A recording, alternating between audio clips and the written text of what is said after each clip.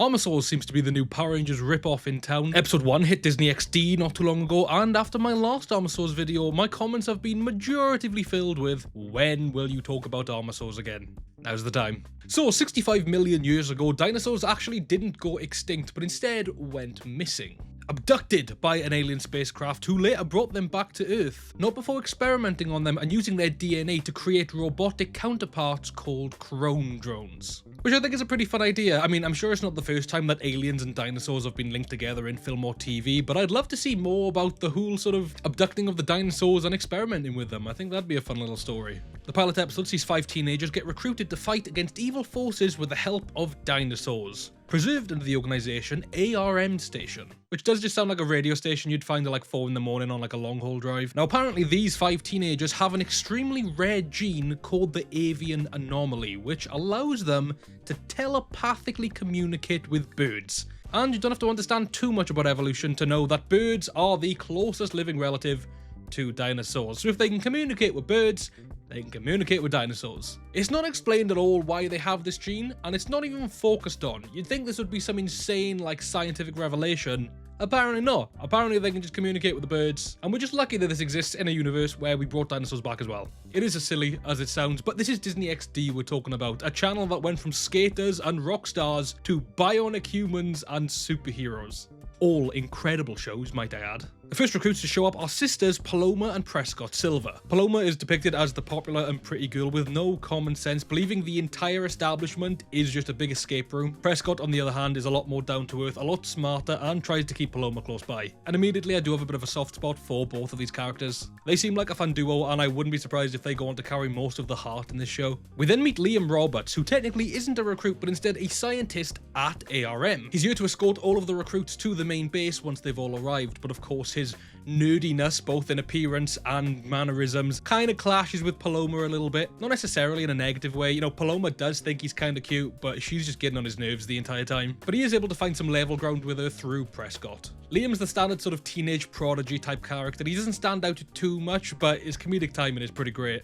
And I'm here to answer all your questions. This is the worst escape room I've ever been in. That is not a question. The third official recruit is a guy called TJ Shirazi, or Tahir Jahangir Shirazi.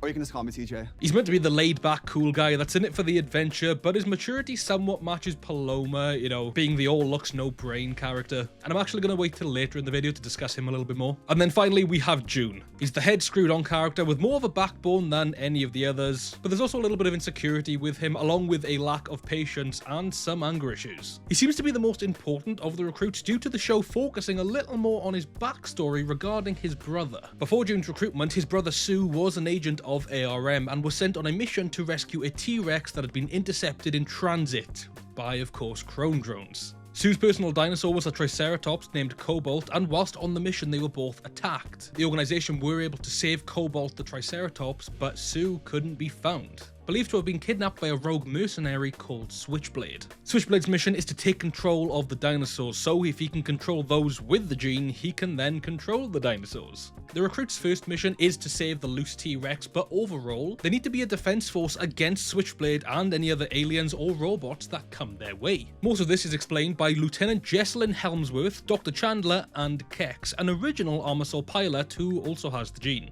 They're taken to meet the dinosaurs in secret against the wishes of the lieutenant. The dinosaur CGI isn't the worst in the world, it's just not great, but the point gets across anyway that the dinosaurs are back in a Jurassic Park fashion. June tries to bond with his brother's Triceratops, but our girl Cobalt wants no part in it. However, later in the episode, TJ plays some basketball with Cobalt, and they end up bonding with each other. This infuriates June, but it's our first example of a recruit bonding with a dino.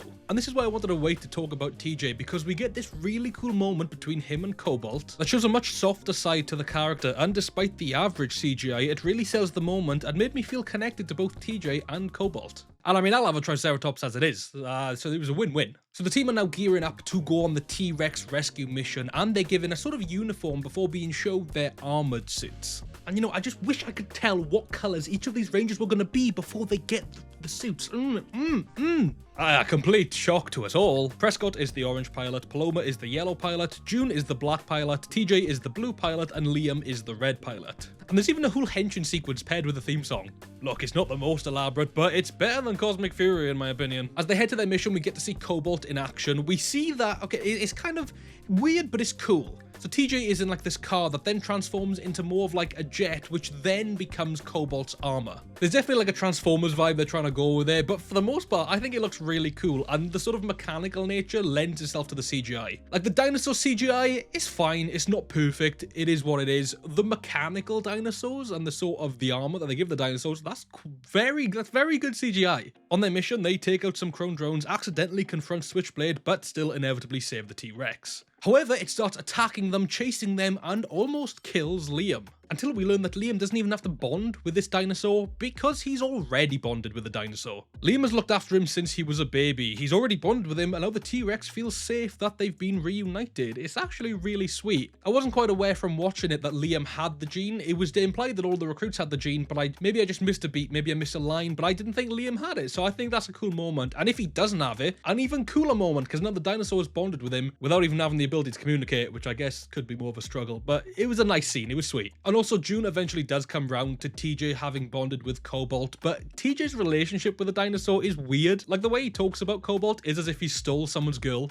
I didn't mean to steal your dinosaur, but she had other ideas. The episode then ends off with Switchblade in a huge ice cave, revealing that he isn't the leader of this operation, and it's instead this Dr. Doom looking guy. And that was sort of episode 1/2 of Armorsaurs. They sort of debuted the first 2 parts as one big 40-minute episode. It was actually a lot of fun. It was a cool introduction to the world we're in. I understood what was going on at all times, which may have been down to the intent of second screen viewing, but it didn't feel overly brain dead. That they were just like spoon feeding us the information to make sure we all got it. Like there was still some nuance to it. Although most of the comedy in the show so far is just somebody saying something, somebody else who doesn't understand it, repeating it, and then the other person saying yes, and then repeating it again. I also fully expected June to be the Red Ranger / leader. I mean, of course he has the link with his brother Sue and the focus they put on him in the episode, especially with this fight scene in the first half. And might I say, that choreography was pretty sick. It's a shame that we might not see a lot of like physical real life fight scenes in this, because the choreography was great and whoever plays June can fight. The dinosaurs look